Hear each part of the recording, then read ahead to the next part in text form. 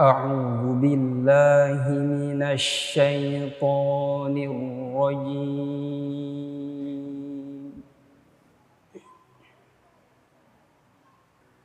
بسم الله الرحمن الرحيم.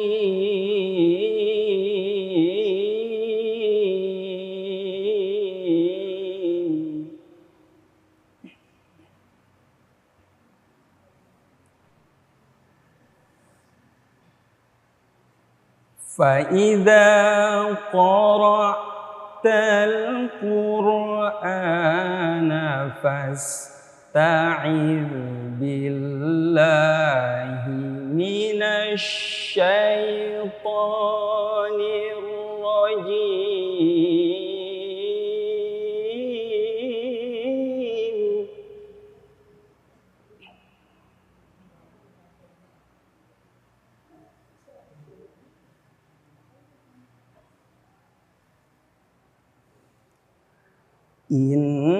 إنه ليس له سلطان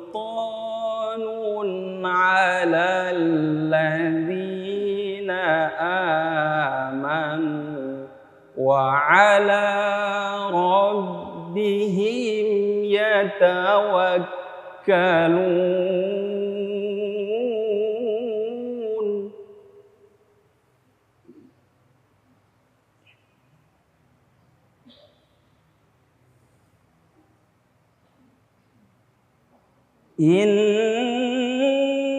إنما سلطانه على الذين يتولونه والذين هم به مشركون.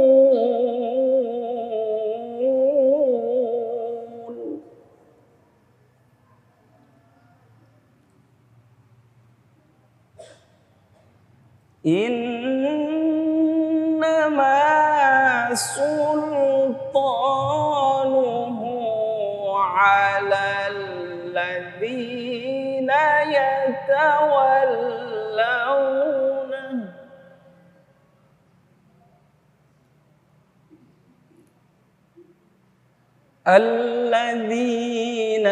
يتولونه والذين هم به مشركون.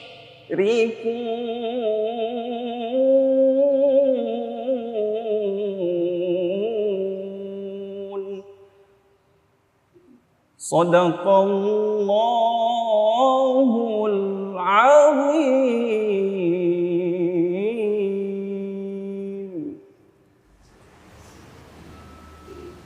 Bismillahirrahmanirrahim. Assalamualaikum warahmatullahi wabarakatuh.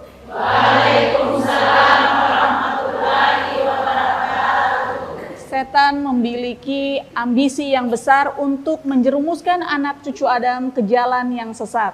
Oleh karena itu, kita harus tetap dan terus mendekatkan diri kepada Allah Subhanahu wa Ta'ala agar terhindar dari godaan setan. Lantas, apa tujuan utama setan? Pemirsa, bersama kita telah hadir Ustadz Mansur Martam yang akan membahas tema kita pada hari ini, yaitu setan lemah, Allah Maha Kuat. Assalamualaikum Ustadz. Waalaikumsalam. Sehat Ustadz? Alhamdulillah sehat.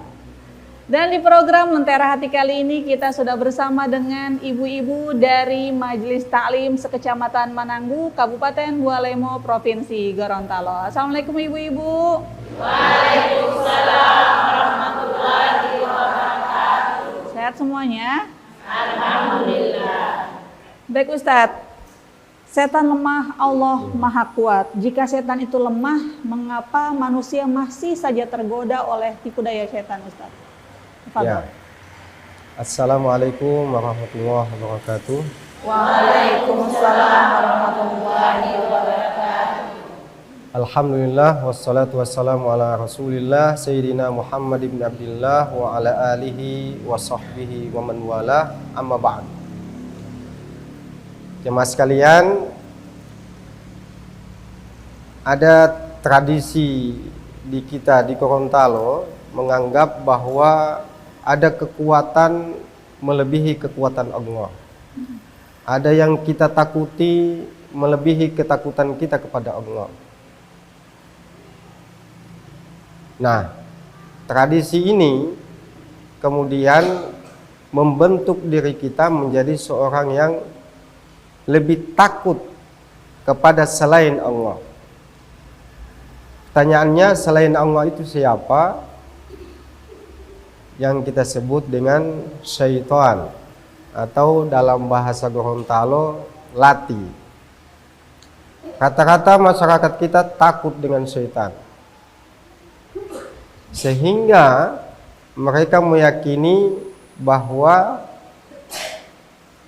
malapetaka, musibah, bencana, hama pada tanaman, orang jatuh sakit,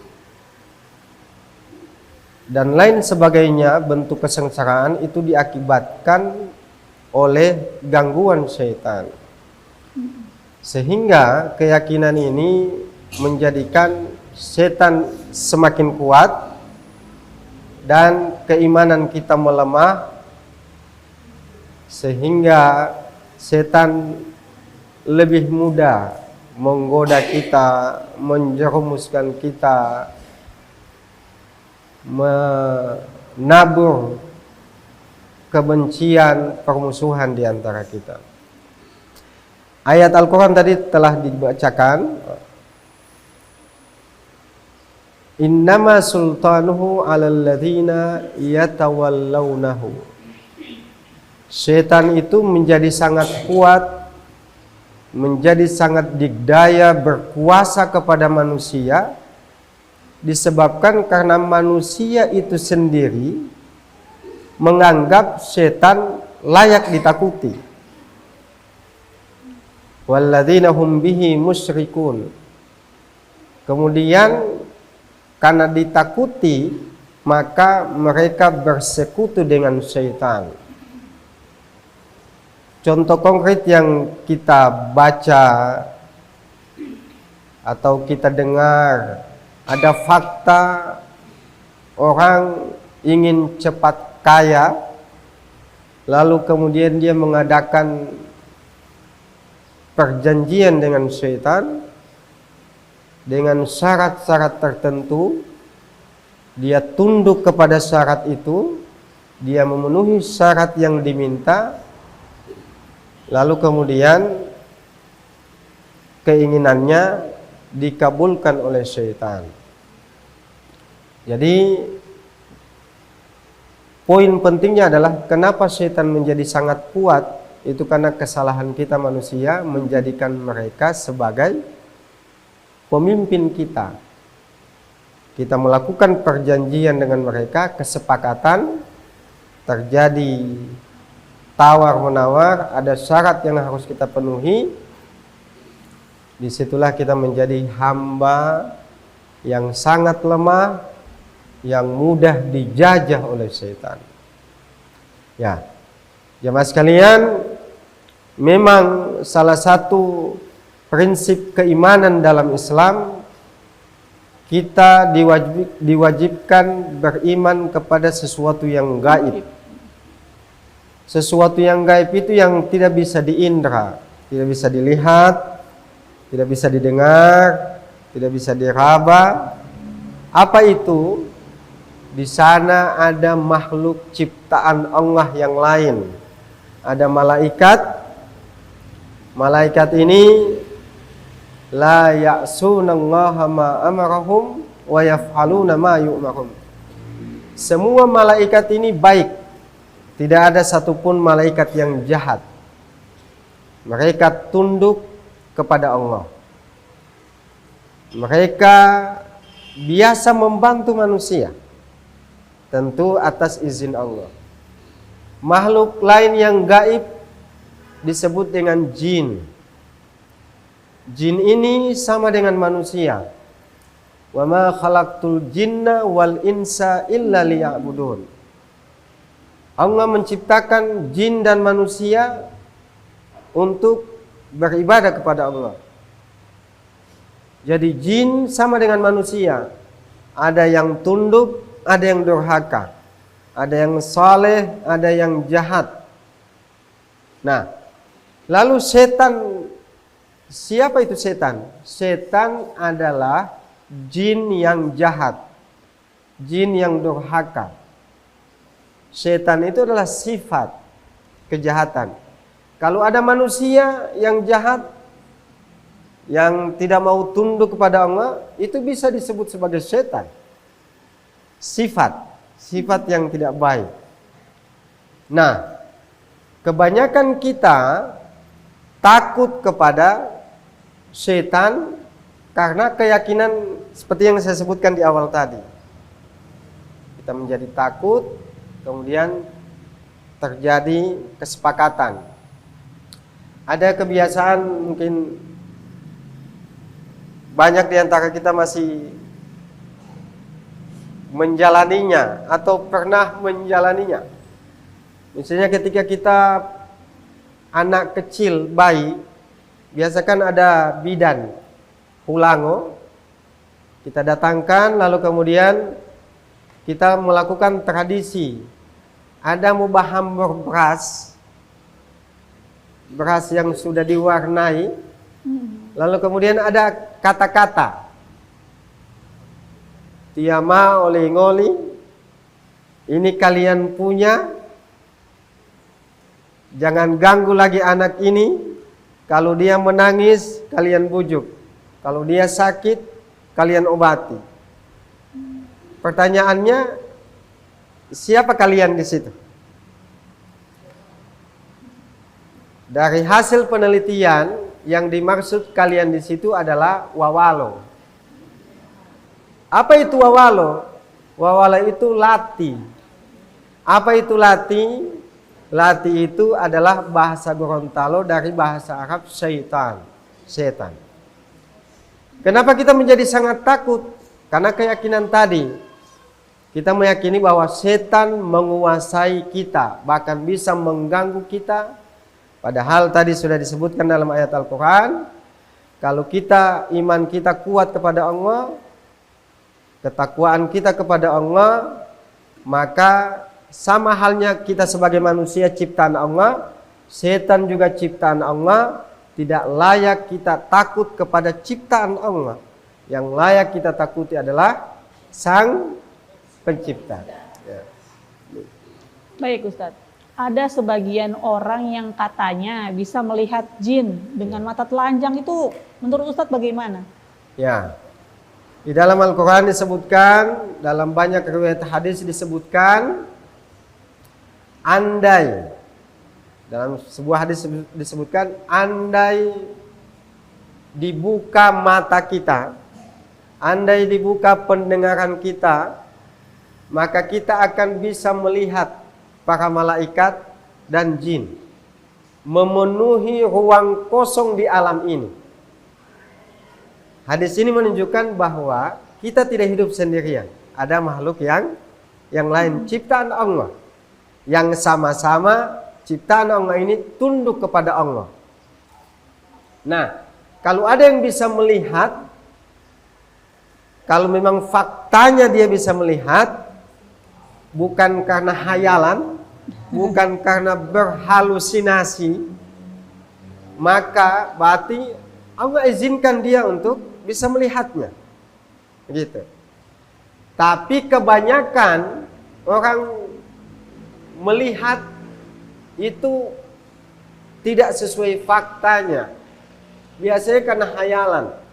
Itu disebabkan karena mentalnya lagi lemah, mungkin dia lagi depresi, lagi mengalami sakit yang parah, sehingga dia berhalusinasi, seakan-akan dia melihat sesuatu.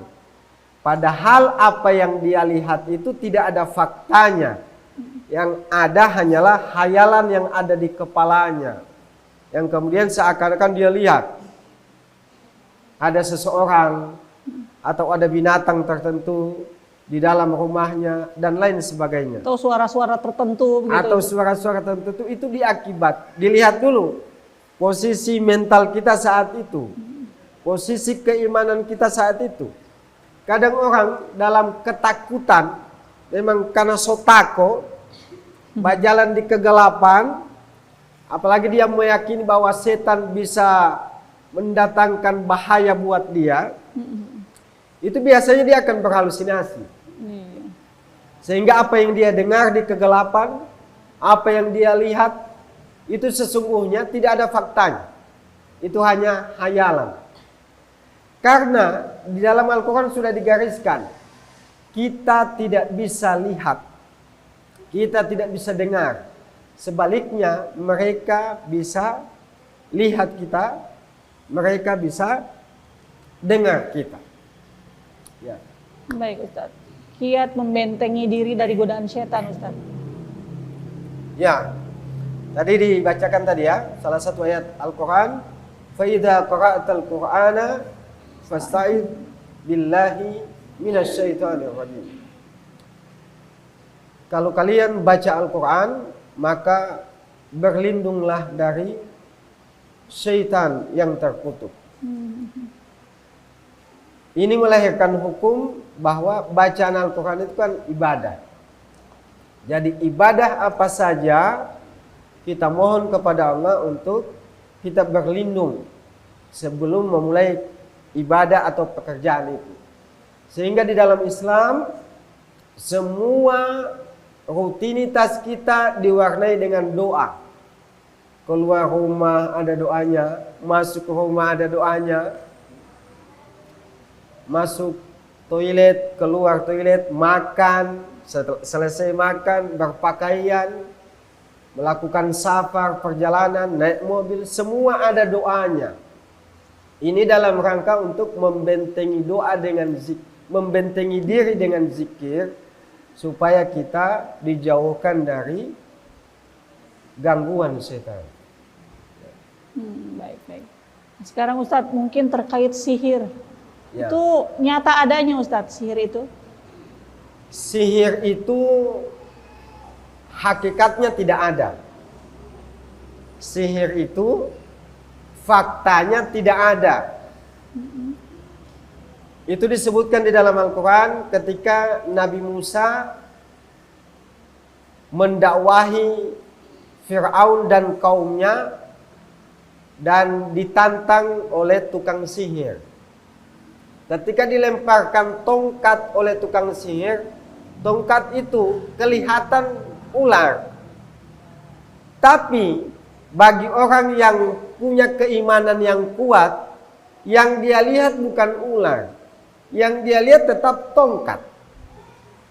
Jadi kalau ada yang lihat dia tongkat berubah jadi ular, itu imannya lagi lemah. Artinya bahwa sihir itu faktanya tidak begitu.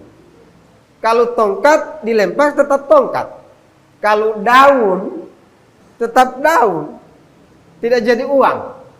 Nah, kita ada kalanya kan tertipu dengan sihir. Karena kita lihat ini daun jadi uang ratusan juta. Kalau iman kita lagi kuat, itu tetap daun kelihatan. Atau karena ada trik atau tipuan. Itu bukan sihir tapi akrobat. Ya. Berarti hakikatnya tidak ada Ustadz. Hakikatnya tidak ada sihir itu. Baik.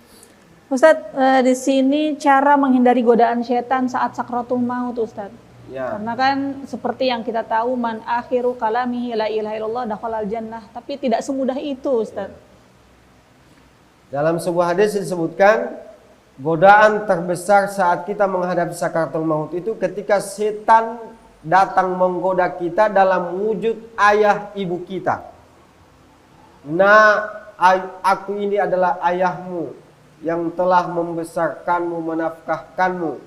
Jangan kau ucapkan la ilaha illallah di penghujung hidupmu. Kalau iman kita kuat, ini adalah setan, meskipun wujudnya adalah ayah kita, maka kita akan menolak godaan itu. Setan dalam wujud ibu kita, nah aku mengandungmu, menyapihmu, menyusuimu dan lain sebagainya. Jangan kau akhiri hidupmu dengan 2 kalimat syahadat. Kalau iman kita kuat, amalan kita bagus, insya Allah kita tidak tergoda. Meskipun dia wujud ibu kita, tapi karena ajakannya kepada keburukan, kepada mati su'ul khatimah, mati yang tidak baik, maka kita meyakini ini bukan ayah kita, ini bukan ibu kita, ini sudah pasti setan. Baik. Ustadz, kita harus jeda sejenak. Pemirsa, saat lagi kita akan kembali, jangan kemana-mana, tetap di program Lentera Hati.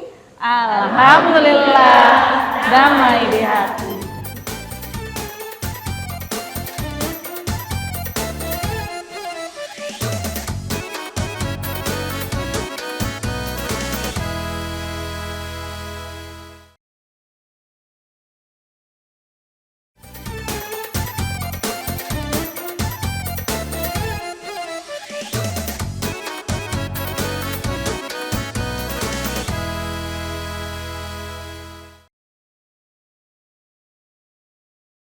Pemirsa, kembali lagi di program Lentera Hati. Alhamdulillah, damai di hati. Ibu-ibu, sekarang kita sudah berada di sesi tanya jawab. Bagi yang ingin bertanya, disilakan. Assalamualaikum warahmatullahi wabarakatuh. Nama saya Mas Painaku dari Majelis Taklim Al-Ummahat. Yang menjadi pertanyaan saya, Ustaz, dalam sebuah dalil ada yang menyatakan bahwa ketika Ramadan itu tiba maka seluruh setan akan dibelenggu. Yang jadi pertanyaan saya, Ustaz, kira-kira setan yang menyerupai manusia atau setan benaran yang dibelenggu ini? Terima kasih. Assalamualaikum warahmatullahi wabarakatuh. Waalaikumsalam.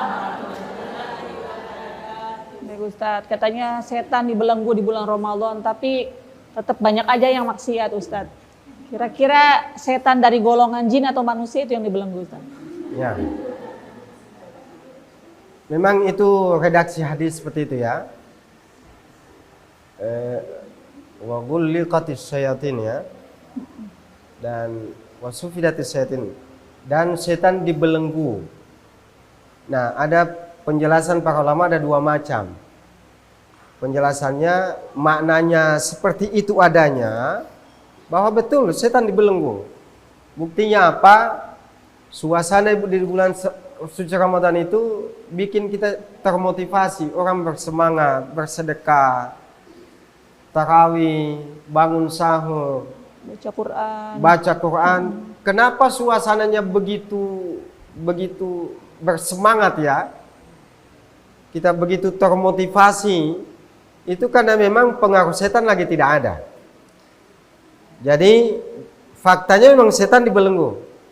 Tapi ada penjelasan ulama yang kedua, dia difahami secara majazi, bahwa itu anjuran kepada kita untuk mengikat sendiri setan-setan kita.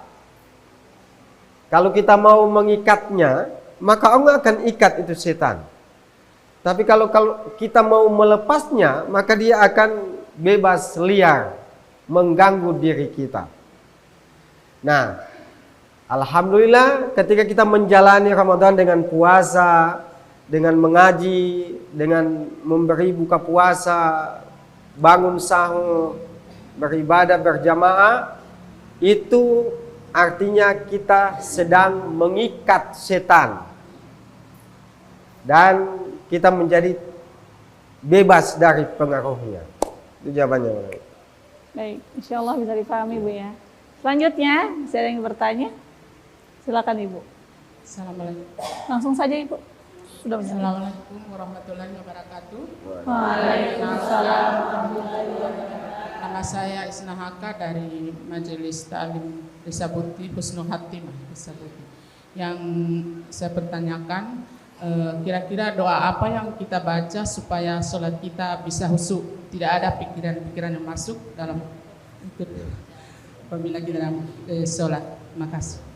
Baik, adakah doa khusus Ustadz agar sholat kita khusyuk? Ya. Doa khusus supaya sholat kita khusyuk, ibadah kita khusyuk, ya minta sesuai hajatnya. Nggak harus pakai bahasa Arab Ustadz Tidak ya? harus pakai bahasa Arab, bisa pakai bahasa Indonesia, bisa pakai bahasa Gorontalo. Allah yang menciptakan bahasa, dia juga pasti paham semua bahasa kita. Cuma yang paling penting untuk menciptakan suasana khusyuk itu ada istilahnya prakondisi. Sebelum kita sholat, dianjurkan kita melakukan rutinitas sebelum sholat. Apa itu? Bersuci terlebih dahulu, pakai pakaian yang bersih, berwudu. Kalau lagi berhadas besar, mandi dulu. Kemudian ketika dengar azan, kita jawab azannya. Ketika tiba di masjid, kita jangan lupa kalau ke masjid ya, kita sholat sunnah, tahiyatul masjid. Kalau sholat di rumah jangan lupa qabliyah. Jadi sebelum sholat 5 waktu itu ada prakondisi. Amalan-amalan sunnah yang bisa kita lakukan. Begitu kita melaksanakan inti sholatnya, insya Allah hati kita sudah khusyuk. Tapi mau sambayang, nanti so kamat misalnya, atau nanti so tiba saat tidak ada persiapan, pasti kacau balau itu. Jadi istilahnya gladi dulu, prakondisi dulu ya. Insya Allah. Ya, begitu. Bahkan ada Ustadz seorang teman, dia memiliki pakaian khusus untuk sholat. Baju-baju bagus itu memang dia siapkan untuk sholat, bukan pakaian daster yang habis dipakai dari dapur langsung dia pakai untuk sholat. Masya Allah. Innallaha jamilun yuhibbul jamala. Sungguhnya Allah itu suka yang indah. Kadang kita itu kalau ke pesta pakaiannya yang terbaik, suka yang terbaik, istimewa, indah, yang tidak pernah kita gunakan, yang termahal. Tapi ketika kita mau baca Al-Quran, atau mau salat, atau melakukan kebaikan, kita pakaiannya seakan-akan kita tidak sedang menghadap Allah. Nah, ini bisa jadi hati kita jadi tidak khusyuk itu karena itu. Ya, persiapan itu ya. Baik, Masya Allah. Insya Allah bermanfaat Ibu. Selanjutnya masih ada yang ingin bertanya Bu? Assalamualaikum warahmatullahi wabarakatuh. Waalaikumsalam warahmatullahi wabarakatuh. Nama saya Susanti Botutihe dari Majelis Ta'lim Nur Hidayah Desa Salilama. Pertanyaan saya, apakah setan dapat mendatangkan penyakit pada fisik manusia? Demikian, Assalamualaikum warahmatullahi wabarakatuh. Waalaikumsalam warahmatullahi wabarakatuh.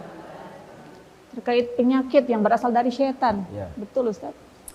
Ya, pertanyaan yang sama kita bisa tanyakan kepada orang. Apakah manusia bisa mengganggu manusia yang lain? Apakah satu manusia bisa membunuh manusia yang lain? Apakah manusia satu bisa meracuni manusia yang lain? Jawabannya bisa. Jin juga bisa melakukan hal yang sama kepada kita. Tapi ingat, manfaat maupun mudarat itu satupun makhluk tidak sanggup mendatangkannya kepada yang lainnya kecuali atas izin Allah. Makanya kita selalu baca la haula wala quwata illa billah. Tiada daya, tiada kekuatan kecuali atas izin Allah. Bagi setan, dia tidak punya daya. Dia tidak punya kekuatan. Ada manusia yang mungkin kita sangat takuti, yang kita khawatirkan dia bisa membahayakan buat kita, yakin tadi. Tiada daya, tiada kekuatan baginya, kecuali atas izin Allah. Oleh karena itu kita bentengi diri kita dengan banyak berzikir. Tadi yang seperti yang saya sampaikan, semua kegiatan hidup kita diwarnai dengan doa. Bentengi dengan itu, insya Allah kebaikan berpihak kepada kita, penyakit dijauhkan. Meskipun jin atau dalam bentuk sihir, ketika manusia bersekutu dengan jin, lalu bisa mendatangkan sihir sehingga mengganggu orang lain, kalau Allah izinkan bisa kena. Dan sebaliknya, kita mohon kepada Allah juga menurunkan obatnya. Begitu. Jadi penyakit Allah bisa izinkan datang dari setan, datang dari manusia, tapi juga di saat yang sama kita memohon kesembuhan dari Allah. Kalau Allah sudah izinkan, insya Allah kita sembuh. Baik, insya Allah bermanfaat Ibu. Masih ada yang ingin bertanya, Bu?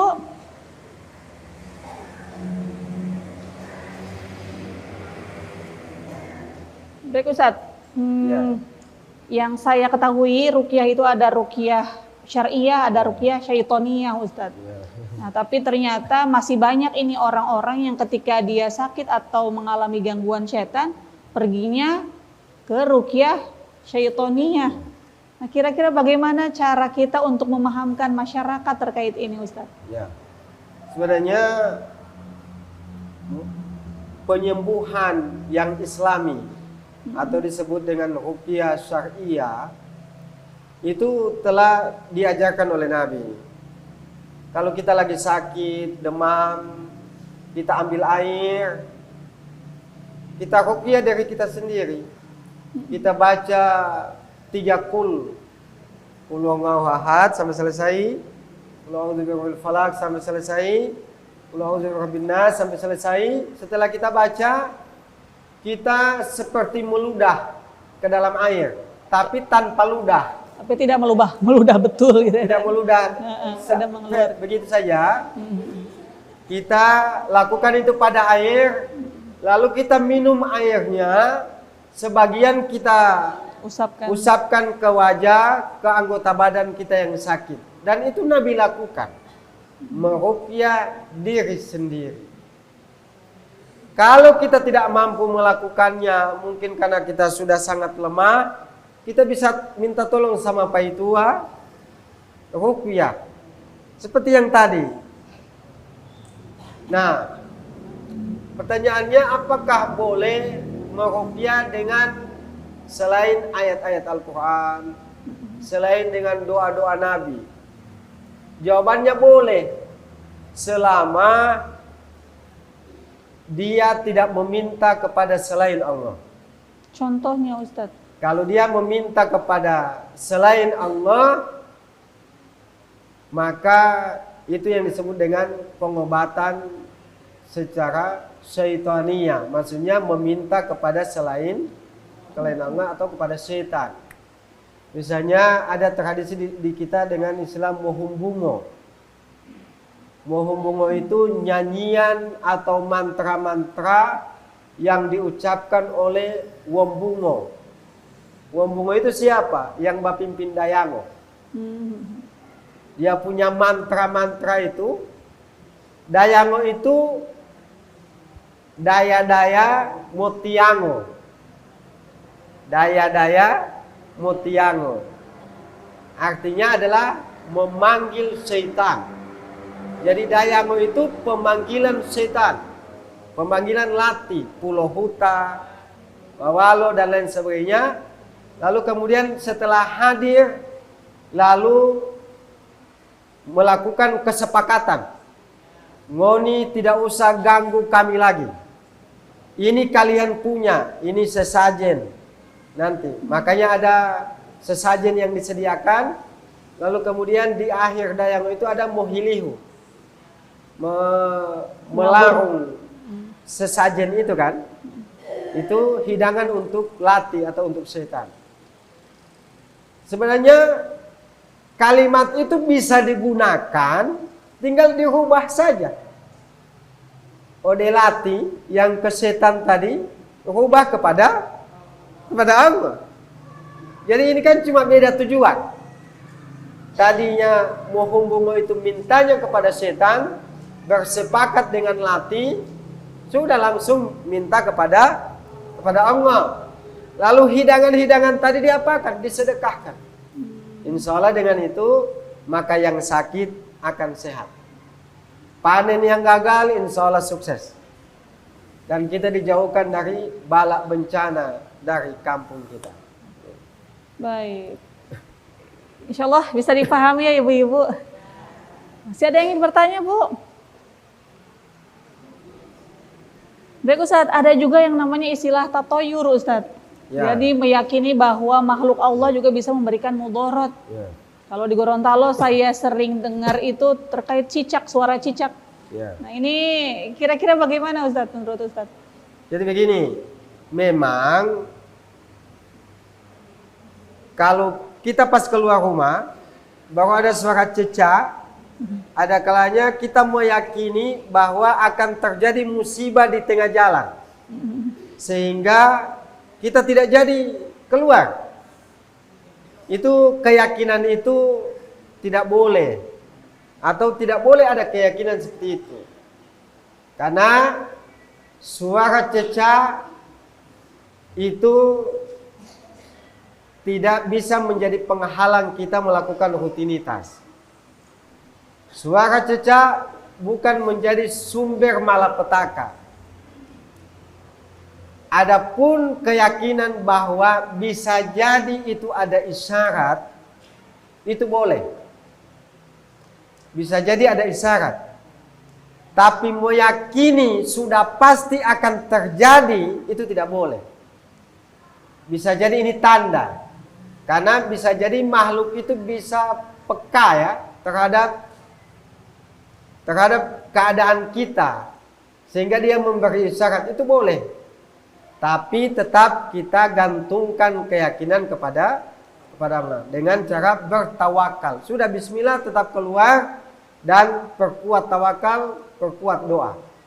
Kalaupun ada musibah insya Allah kita dijauhkan. Masya Allah.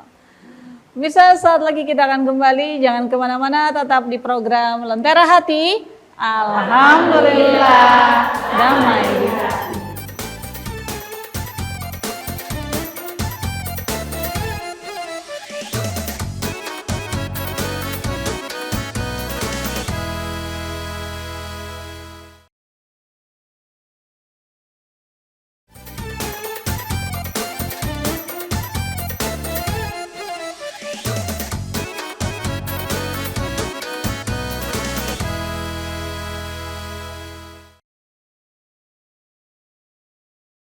Pemirsa, kembali lagi di program Lentera Hati. Alhamdulillah, damai di hati. Ibu-ibu, kita masih berada di sesi tanya jawab. Bagi yang ingin bertanya, disilakan. Assalamualaikum warahmatullahi wabarakatuh. Waalaikumsalam warahmatullahi wabarakatuh. Nama saya Roswati Arsad dari Majelis Taklim Istiqlal di Samananggu. Pertanyaan saya, itu saya pernah dengar dari Ustadz, kalau buat kamar mandi di dalam kamar itu katanya setan masuk keluar dalam kamar. Karena sudah terlanjur buat kamar mandinya, kira-kira ada doa yang bisa dibacakan untuk kita di dalam kamar supaya tidak diganggu oleh setan. Terima kasih. Assalamualaikum warahmatullahi wabarakatuh. Waalaikumsalam. Buat kamar mandi di dalam kamar. Nah, kira-kira bagaimana Ustaz? Ya, setan itu di dalam Al-Quran disebutkan dia bisa lihat kita, dia bisa menembus batas. Kalau kita kan tidak bisa menembus dinding ya. Kalau jin boleh, setan boleh tembus. Jadi meskipun tidak ada kamar mandi di dalam kamar, setan bisa lalu lalang di dalam rumah kita, di dalam dapur kita, di dalam kamar kita. Oleh karena itu kita diajarkan doa-doa pada setiap rutinitas, masuk kamar mandi, keluar kamar mandi. makan, habis makan, bahkan hubungan suami istri ada doanya, sebelum dan setelah ada doanya. Kalau kita tidak baca doa, maka setan ikut bergabung makan, bergabung sama-sama di kamar mandi, bergabung sama-sama di atas ranjang. Intinya doa-doa tadi untuk membentengi kita, membentengi diri kita dengan zikir supaya kita terhindar dari godaan setan, gangguan setan. Baik, insya Allah bisa ditangkal dengan doa-doa Ibu. Selanjutnya masih ada yang ingin bertanya Bu?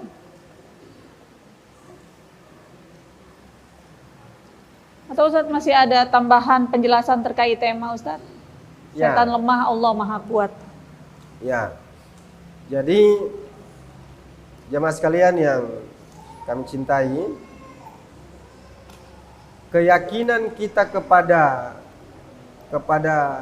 jin yang jahat atau yang kita sebut dengan setan, karena kita tidak mengetahui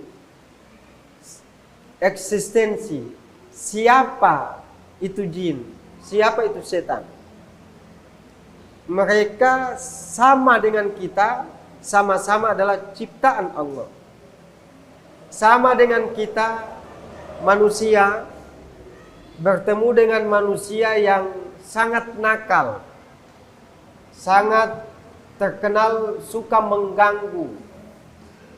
Kadang kita itu merasa takut dengan dia karena gangguannya.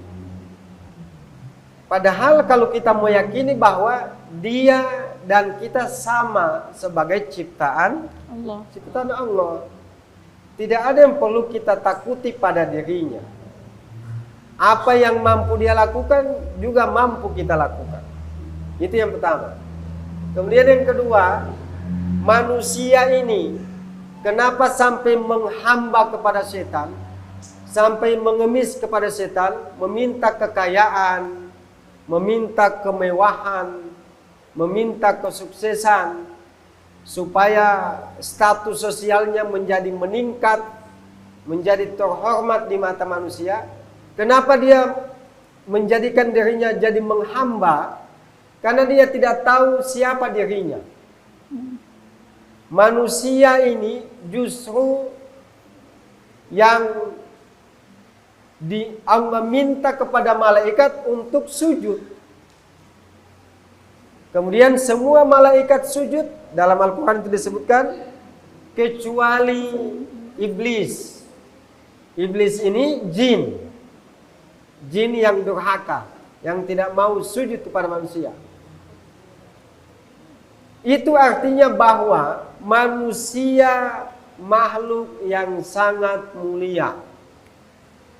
Kalau kita tahu diri kita, walaqad karramna bani Adam, sungguh kami, dalam Al-Quran disebutkan, sungguh kami telah memuliakan anak cucu Adam. Jadi kemuliaan itu jangan sampai hilang. Jangan sampai kita menjadi budak, jangan sampai kita menghamba kepada manusia lainnya atau kepada ciptaan yang Allah yang lain, kepada setan, kepada jin dan lain sebagainya. Baik. Ibu, masih ada yang ingin bertanya? Ya, ada. Silakan Ibu. Mic-nya.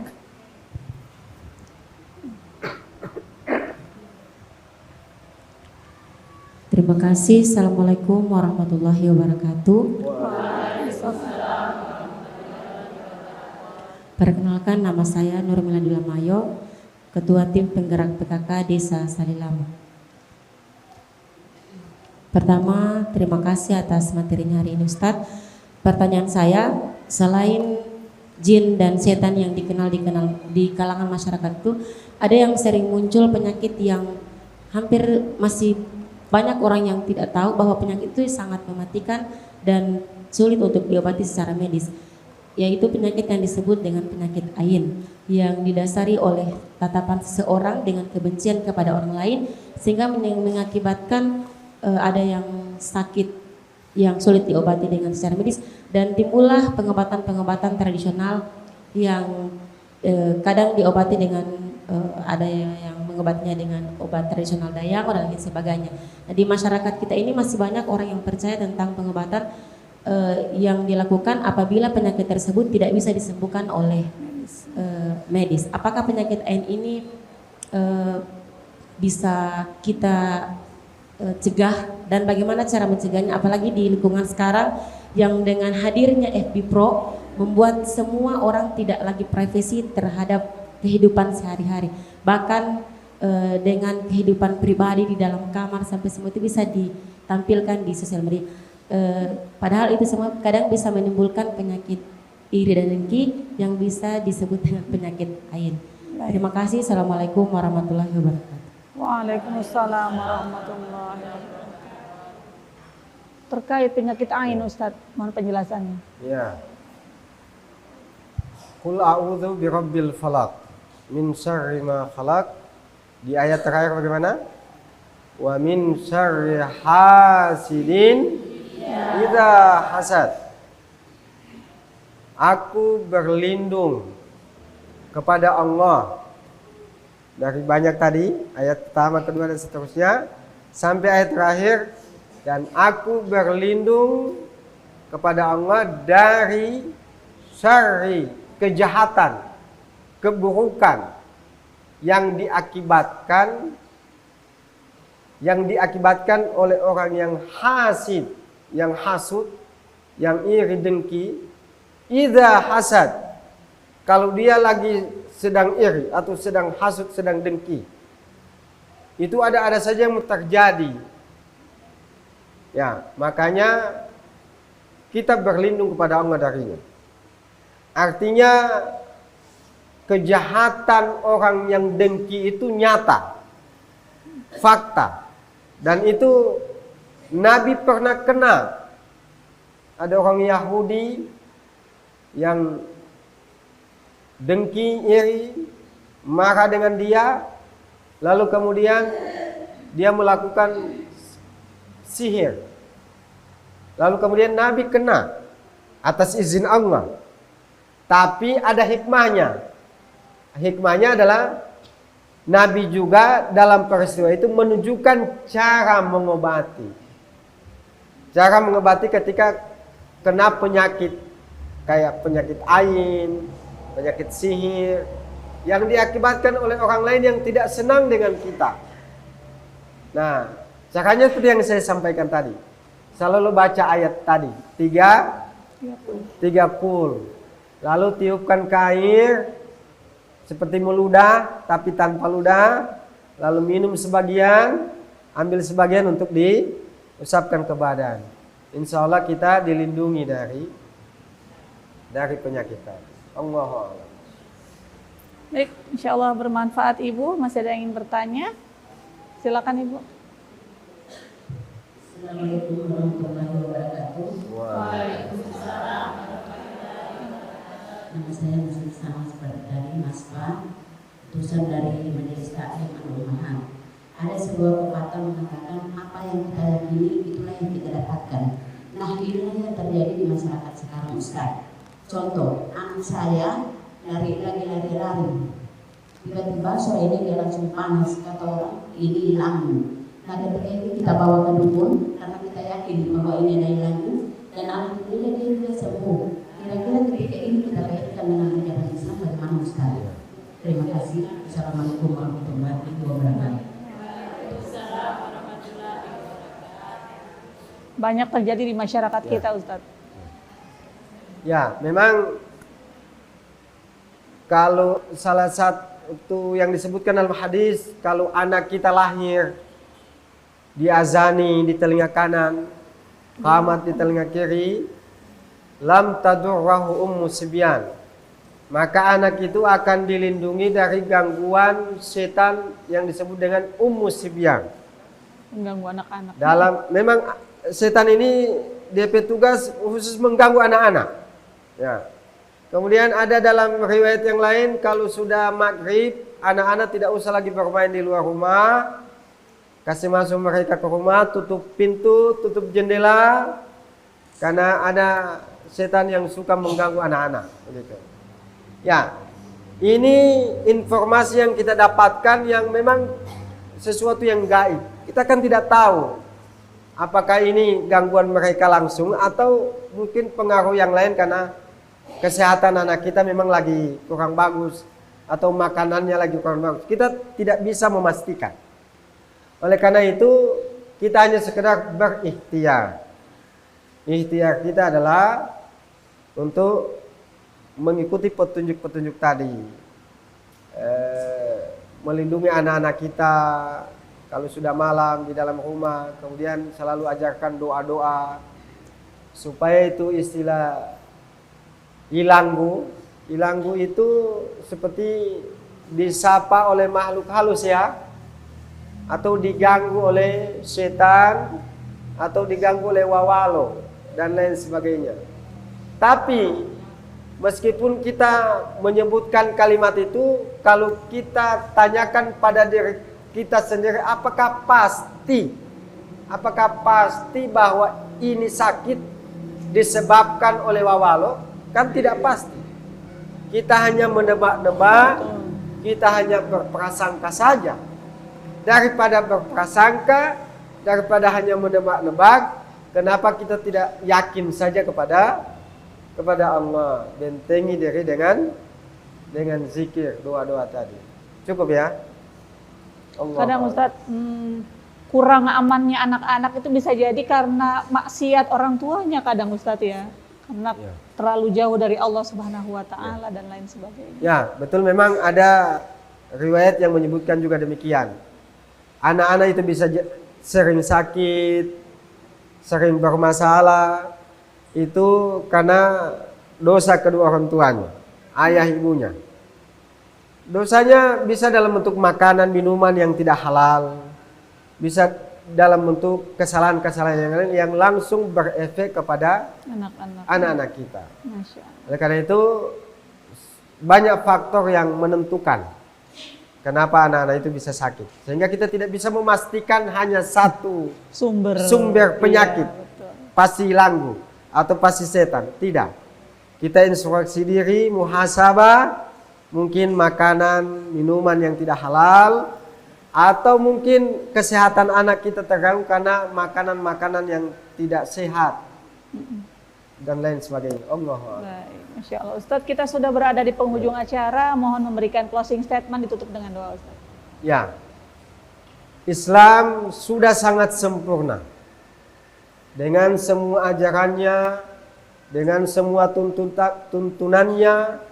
Apa saja aktivitas kita dari bangun tidur sampai dengan tidur lagi, itu pasti diwarnai dengan zikir dan doa-doa. Oleh karena itu tinggal kita amalkan. Zikir inilah yang kemudian menjadikan hati kita senantiasa terpaut dengan Allah, sehingga keyakinan kita menjadi kuat, hati dan mental kita menjadi kuat, sehingga kita tidak mudah diganggu oleh manusia yang lain atau oleh jin. Allahu a'lam. Tutup dengan doa Ustaz. Ya, alhamdulillah, mudah-mudahan manfaat. Amin. Mohon maaf bila ada hal yang tidak berkenan. Kita titipkan kepada Allah apa yang telah kita pelajari, dan kita mohon kepada Allah untuk mengembalikannya di saat kita membutuhkan ilmu tersebut. Hadanallahu wa iyyakum ajmain. Allahumma zidna ilman warzuqna fahman sahiha waftah lana futuhal arifin. Allahumma ja'al jam'ana hadha jam'an marhuma wa tafarruqana min ba'dihi tafarruqan ma'suma wa la taj'al fina syaqiyyan wa la mahruma. Wa sallallahu ala sayyidina Muhammadin wa ala alihi wa sahbihi wa sallam walhamdulillah. Alhamdulillah. Terima kasih atas penjelasannya Ustaz. Baik pemirsa, jadi seperti itu tadi penjelasan dari Ustaz Mansur Martam. Semoga bermanfaat bagi kita semua. Saya ucapkan terima kasih kepada ibu-ibu dari Majelis Ta'lim sekecamatan Mananggu, Kabupaten Bualemo, Provinsi Gorontalo, insya Allah bisa bertemu lagi dalam kondisi yang lebih baik ya Bu. Amin. Juga kepada pemirsa di rumah saya ucapkan banyak terima kasih. Saya Umi Nita mewakili segenap kru yang bertugas pamit undur diri. Subhanakallahumma wa bihamdika asyhadu an la ilaha illa anta astaghfiruka wa atubu ilaik. Wassalamualaikum warahmatullahi wabarakatuh. Waalaikumsalam warahmatullahi wabarakatuh. Lentera hati, alhamdulillah damai di hati.